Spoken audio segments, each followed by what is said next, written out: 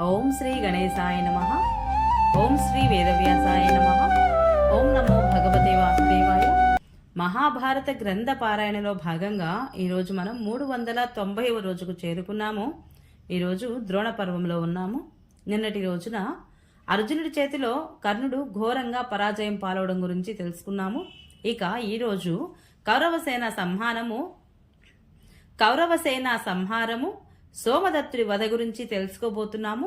చాలా బాగుంటుంది, చివరి వరకు స్కిప్ చేయకుండా చూడండి. హరే కృష్ణ. శుక్ల అంబరధరం విష్ణుం శశివర్ణం చతుర్భుజం ప్రసన్నవదనం ధ్యాయేత్ సర్వవిఘ్నోపశాంతయే. నారాయణం నమస్కృత్య నరం చైవ నరోత్తమం దేవీం సరస్వతిం వ్యాసం తతో జయముధీరయేత్. హరే కృష్ణ. ఇక మనం పారాయణ ప్రారంభించుకుందాము. సంజయుడు చెబుతున్నాడు ధృతరాష్ట్ర మహారాజుతోటి. అనంతరము యుధిష్ఠరుడు భీమసేనుడు అశ్వత్థామను చుట్టుముట్టారు. ఇంతలో దుర్యోధనుడు ద్రోణాచార్యుడితో పాటుగా పాండవులపై దాడి చేశాడు. వారి మధ్య తిరిగి ఘోర యుద్ధం జరగసాగింది. ఆ సమయంలో భీమసేనుడు కుపితుడై అంబష్ట, మాలవ, బంగాళ, సిబి, త్రిగర్త దేశాల వీరులను యమలోకానికి సాగరంపాడు. ఆపై అభిషాహ, సూరసేన వీరులను కూడా ఇంకా రణోన్మత్తులైనటువంటి ఇతర క్షత్రియులను కూడా వధించి వారి రక్తంతో భూమిని బురద నేలగా మార్చివేశాడు. ఇంకొక వైపు అర్జునుడు కూడా మద్ర, మాలవ, పర్వతీయ ప్రదేశాల యోధులను తన వాడి బాణాలతో మృత్యు తీరానికి చేర్చాడు. ఇటు ద్రోణాచార్యుడు కూడా వాయువ్యాస్త్రాన్ని ప్రయోగించి పాండవ యోధులను సంహరించసాగాడు. అతని దెబ్బలకు బాధపడిన పాంచాల యోధులు భీమార్జునుడు చూస్తూ ఉండగానే పారిపోయారు. ఇది చూసి ఆ అన్నదమ్ములిద్దరూ కూడా వెంటనే ద్రోణుడిపై దండెత్తి వచ్చారు. అర్జునుడు దక్షిణాన, భీముడు ఉత్తరాన ఇద్దరు కూడా ద్రోణాచార్యునిపై చాలా పెద్ద బాణ వర్షాన్ని కురిపించసాగారు. ఇది చూసి సృంజయ, పాంచాల, మత్స్య, సోమక క్షత్రియులు ఆ ఇద్దరి సహాయం కోసం వచ్చి చేరారు. అదే రీతిగా మీ పుత్రుని పక్షంలోని మహారథులైన యోధులు కూడా గొప్ప పెద్ద సైన్యంతో ద్రోణాచార్యుని రథానికి దగ్గరగా వచ్చి నిలిచారు. కౌరవసేనపై మళ్లీ అర్జునుడి యొక్క బాణాల వేటులు తగులుతున్నాయి. అంధకారం కారణంగా ఏమీ తెలియకపోవడం ఒక వంతైతే, ఇక రెండవది నిద్రతో అందరికీ వ్యాకులపాటు కలిగింది. ఆ కారణంగా మీ సేన భయంకరంగా సంహరించబడుతోంది. చాలా మంది రాజులు తమ వాహనాలను అక్కడే వదిలి భయంతో నలుదిక్కులకు పరుగులు తీయసాగారు. ఇంకొక వైపు సోమదత్తుడు ధనుష్టాంకారం చేస్తున్నాడు. అది చూసి సాత్యకి తన సారథితో, సూత, నన్ను సోమదత్తుని దగ్గరకు తీసుకువెళ్ళు. నా బద్ధ శత్రువు సోమదత్తుడిని ఈరోజు చంపనిదే ఇప్పుడు నేను యుద్ధం నుండి వెనుతిరగను అన్నాడు. ఇది విని సారథి గుర్రాలను ముందుకు దూకించి సాత్యకిని సోమదత్తుడి వద్దకు చేర్చాడు. అతడు రావడం చూసి సోమదత్తుడు కూడా అతనిని ఎదిరించడానికి ముందుకు వచ్చాడు. అతడు సాత్యకి రొమ్మున 60 బాణాలు నాటి అతనిని గాయపరిచాడు. తిరిగి సాత్యకి కూడా తీక్షణ సాయకాలతో సోమదత్తుడిని నొప్పించాడు. ఇద్దరు కూడా పరస్పర బాణాల దెబ్బలకు క్షతగాత్రులై రక్తమోడుతూ కూడా పూచిన తంగేడు వృక్షంలా శోభిల్లారు. ఇంతలో సోమదత్తుడు అర్ధచంద్రాకార బాణాన్ని వేసి సాత్యకి యొక్క పెద్ద వింటిని విరిచాడు. ఆపై 25 బాణాలతో అతనిని గాయపరిచి ఆ వెంటనే మరో 10 బాణాలు వేశాడు. అప్పటికి సాత్యకి ఇంకొక ధనస్సు తీసుకుని వెంటనే సోమదత్తుడిని 5 బాణాలతో తూట్లు పొడిచాడు. ఆపై అతడు అలవోకగా ఒక భల్లాన్ని వేసి అతని బంగారు ధ్వజాన్ని ఖండించాడు. అప్పుడు సోమదత్తుడు మళ్లీ 25 బాణాలతో సాత్యకిని కొట్టాడు. దానితో కోపించి సాత్యకి ఒక బాడి క్షురప్రంతో సోమదత్తుడి ధనస్సును ఖండించాడు. సోమదత్తుడు ఇంకొక విల్లు అందుకొని బాణాలతో సాత్యకిని ముంచెత్తాడు. అప్పుడు సాత్యకి పక్షాన భీమసేనుడు కూడా సోమదత్తునిపై 10 బాణాలు వేశాడు. సోమదత్తుడు కూడా భీముడి యొక్క వాడి బాణాలతో గాయపరిచాడు భీముణ్ణి. అనంతరం భీమసేనుడు ఒక పరిగను సోమదత్తుని రొమ్ముకు గురిచూసి వేశాడు. కానీ సోమదత్తుడు దానిని 2 ముక్కలుగా చేసి వేశాడు. సాత్యకి 4 బాణాలతో అతని 4 గుర్రాలను చంపివేశాడు. ఒక భల్లంతో సారథి శిరస్సును ఖండించాడు. అనంతరం సాత్యకి జ్వలిస్తున్న అగ్నిలా ఉన్న ఒక బాణాన్ని వేశాడు. అది సోమదత్తుని గుండెలో దూరి అతడు రథం నుండి పడి మరణించాడు. సోమదత్తుడు మరణించాక కౌరవ యోధులందరూ కూడా బాణాల జరివాను కురిపిస్తూ సాత్యకి మీద విరుచుకుపడసాగారు.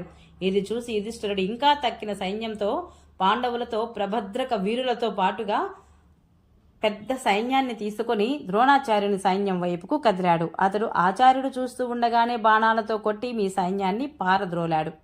ఇది చూసి ద్రోణాచార్యుడు కన్నులు ఎర్రబడగా యుధిష్ఠిరుని పైకి దూసుకు వెళ్లిన అతని రొమ్మున 7 బాణాలు నాటాడు.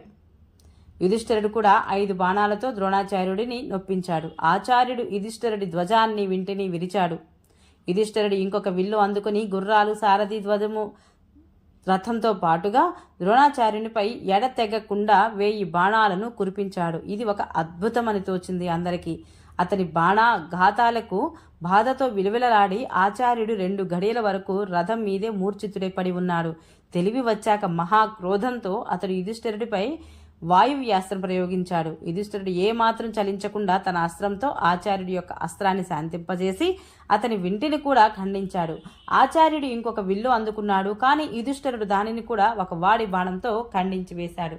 ఈ మధ్యలో శ్రీకృష్ణ భగవానుడు యుధిష్ఠిరుడితోటి, మహాబాహు, నేను చెప్పేది కాస్త విను. ద్రోణాచార్యునితో యుద్ధం చేయకు. అతడు యుద్ధంలో ఎప్పుడు నిన్ను పట్టుకోవాలనే ప్రయత్నం చేస్తూ ఉంటాడు. కాబట్టి అతనితో నీవు యుద్ధం చేయడం నాకు ఉచితంగా తోచడం లేదు. అతని నాశనం కోసమే పుట్టిన దృష్టద్యుమ్నుడే అతనిని వధిస్తాడు. నీవు గురువుతో యుద్ధం మాని దుర్యోధనుడు ఉన్న వైపుకు వెళ్ళు. రాజు రాజుతోనే యుద్ధం చేయాలి. కాబట్టి నీవు రథ, గజ, తురగ సైన్యాలతో నా సహాయంతో భీమార్జునులు కౌరవులతో యుద్ధం చేస్తున్న చోటికే వెళ్ళు అన్నాడు. శ్రీకృష్ణుడి యొక్క మాటలు విని యుధిష్ఠిరుడు కొద్దిసేపు మనసులోనే ఆలోచించుకున్నాడు. ఆపై వెంటనే భీమసేనుడున్న చోటికి వెళ్లిపోయాడు. ఇక్కడ ద్రోణుడు ఆ రాత్రి పాండవ, పాంచాల సైన్యాన్ని హతమార్చ ధృతరాష్ట్రుడప్పుడు సంజయుడితో ఇలాగంటున్నాడు, పాండవులు మన సేనలను కకావికలం చేస్తున్నప్పుడు, సైనికులందరూ పరాక్రమం క్షీణించి అంధకారంలో మునిగిపోయినప్పుడు మీరంతా ఏమి ఆలోచించుకున్నారు? ఇరుపక్షాల వెలుతురు ఎలా లభించింది అని అడిగాడు. సంజయుడు మరలా చెప్తున్నాడు మహారాజుతోటి, మహారాజా, దుర్యోధనుడు ఆదేశించి చావగా మిగిలిన సైనికులను వ్యూహాకారంలో నిలబెట్టించాడు. దానికి అగ్రభాగాన ద్రోణుడు, వెనుక భాగాన శల్యుడు ఉన్నాడు. అశ్వత్థామ, కృతవర్మ, శకుని, దుర్యోధనుడు 4 వైపులా తిరుగుతూ ఆ రాత్రి సేనను రక్షించసాగారు. అతడు కాల్బలానికి మీరు కత్తులు పక్కన పెట్టి వెలుగుతున్న కాగడాలను చేతులతో పైకెత్తి పట్టుకోండి అని ఆజ్ఞాపించాడు. సైనికులు సంతోషంగా ఆ ఆజ్ఞను పాటించారు. కౌరవులు ప్రతి రథం దగ్గర కూడా 5, ప్రతి ఏనుగు వద్ద 3, ఒక్కొక్క గుర్రం వద్ద ఒక్కొక్కటి చొప్పున దీపాలను ఏర్పాటు చేశారు. పదాతి సైనికులు చేతిలో నూనెను, కాగడాలు పట్టుకుని దీపాలను వెలిగిస్తూ ఉన్నారు. ఈ రీతిగా ఒక్క క్షణంలోనే మీ సైన్యం అంతటా కూడా వెలుతురు ప్రసరించింది. మన సైన్యం అంతటా ఈ రీతిగా దీపాలతో కాంతులు ప్రసరించడం చూసి పాండవులు కూడా తమ పదాతి సైనికులకు వెంటనే దీపాలు వెలిగించమని ఆజ్ఞాపన జారీ చేశారు. వారు ప్రతి రథం ముందు 10 చొప్పున, ప్రతి ఏనుగు ముందు 7 దీపాలను ఏర్పాటు చేశారు. 2 దీపాలను గుర్రాలకు మూపులపైన, 2 పక్కల వైపు, 1 రథం యొక్క ధ్వజం పైన, 2 రథం వెనుక భాగంలోనూ వెలిగించారు. ఈ రీతిగా సైన్యమంతా ముందు, వెనుకల, అటుపక్కల, ఇటుపక్కల, మధ్యలో కూడా పదాతి సైనికులు వెలుగుతున్న కాగడాలను చేతితో పట్టుకొని తిరుగుతూ ఉన్నారు. ఈ ఏర్పాటు 2 పక్షాలలోనూ ఉంది.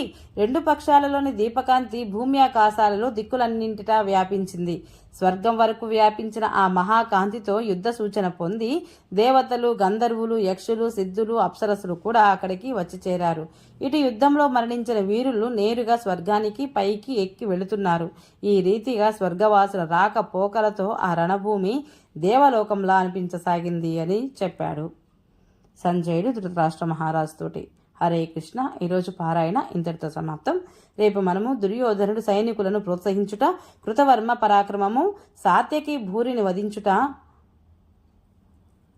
తదితర అంశాల గురించి రేపటి రోజున మనం తెలుసుకుందాము. ఈ వీడియో మీకు నచ్చినట్లయితే please subscribe my channel, like, share, comment please. Thank you.